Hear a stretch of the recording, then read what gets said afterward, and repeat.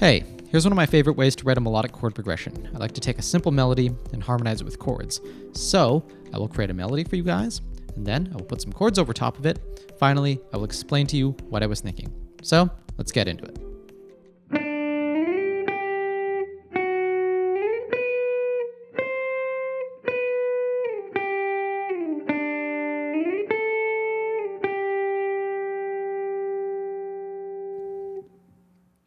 Okay, now I'm going to put some chords to that melody.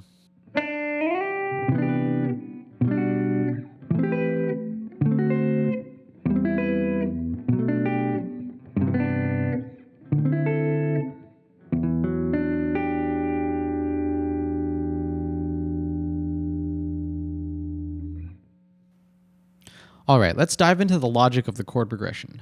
First off, we are in the key of G major. So this is our tonic, and the general idea was that I'd taken a melody written on the B string and I'd harmonized it with chord shapes where the melody notes were the highest pitches in the chord shapes that I had chosen. For example, my first chord shape had this G note on the B string right here, and so I'd chosen the C major 9 chord where the highest note in my shape ended on the melody note. So basically, for each note of the progression, I had found a chord that had fit that note, and I had done that until I had eventually completed my progression. So there are a couple ways that you can go about choosing chord shapes to harmonize your melody. First off, you could simply look for chord shapes that you already know that fit the melody note in the key that you're playing. So a lot of you probably know this stock drop 3 C major 7 shape. So you might use that to harmonize your G note, or you might use this E minor 7 chord. Another approach that you might take is to try and find a new chord shape by going through a scale pattern in the area of the fretboard that you're playing, and you might try to just take your melody note and then harmonize it with notes from below to see what sounds good. So I might try something like that, something like that, something like that, maybe something like that. There's a lot of options. Personally, when I am picking chords, I like to really pay attention to the aesthetics of my chords. So simple things like, does it sound mellow? Does it sound really open? What kind of emotion is kind of attached to the sound? And in the context of something like this, I really like to pay attention to the idea of melodic trajectory and the balance of dissonance.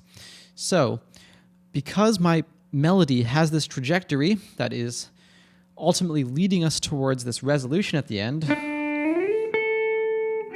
I want to make sure that my chords have a sufficient amount of tension to build up a sense of movement, and I want to make sure that I don't resolve my progression too early by going to a chord that is too consonant, which basically puts the period or cadence on the sentence too early. So as I'm picking my chord shapes, I basically want to make sure that I hear them have this sense of tension that makes me want to go to another sound. So for example, when I started on my first chord, I liked this chord here because it was somewhat mellow, but it has some tension on it that wants me to push to the next sound here.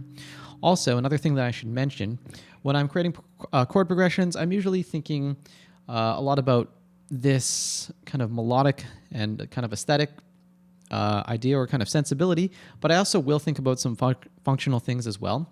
So I might think about the degree of the scale that I'm starting on, especially in relation to the bass note. In this case, I'm starting on 4 in the key of G. That gives me this nice major-y kind of sound. You could also start on 6, which would give you a more kind of minor sound, or 1. That's also a good starting place to work with. But in any case, I started on 4 here. And then when I went to my next chord, this was my next melody note, so I was thinking about chord shapes that I know that could fall on that. In this case, one of the first things that I tried was just a B minor 7 chord. I thought that was maybe a little too static or a little too mellow for what I wanted, so I tried this shape instead, which sounded nice and tense. I mean, if you want to label it, it's a G major 7 over B chord, but you could just try that sound and see if it sounds tense enough for you. Then I went to this next sound here. Again, keeping up with the amount of tension that I was looking for. Our melody note moves here.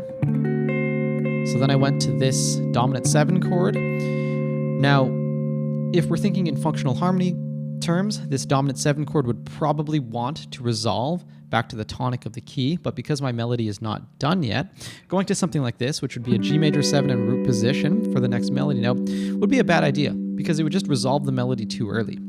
I mean, that being said, it's totally up to you what you want to do, but for me, that would be a little too soon. So instead I went to this C major 7 over E chord. We've still got this B note as the upper pitch for our melody here, but the C major 7 chord keeps the whole thing kind of moving. And then we go here, and then finally I drop down to this C major 9 chord to get my next melody note. And another thing that I should mention, when you are playing with chords, it's always good to keep track not only of your melody notes, but also of your bass notes. So you don't want your bass notes kind of flying all over the place in the sense that they're jumping between octave ranges. So I try to keep everything here on the E string as well, the low E string for my bass notes, so that there's this nice fullness in the sound. Imagine that all of the strings that you're using are voices in a choir. You want to make it so that all of your voices are well represented in the chords that you're playing. If some of them just kind of drop out randomly, then that's going to sound a little flat.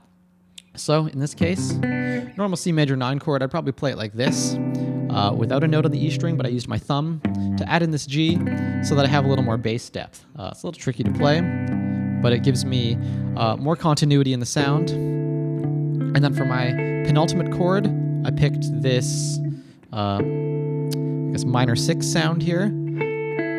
It really wants to push towards the cadence, and then when we get to the cadence here, we could resolve it with a root position chord, like a G chord like this, but I thought that was a little cheesy, so I went to something that had the G note in the upper register here, but had a little more tension. So I like this because it's a little bit of an open-ended ending. It feels resolved, and we could leave it there, and it just kind of sounds mysterious and kind of moody. But if I wanted to continue adding to this harmony and this idea, then that lack of a complete sense of resolution gives me some leeway to push towards some more harmonic ideas and melodic ideas later on.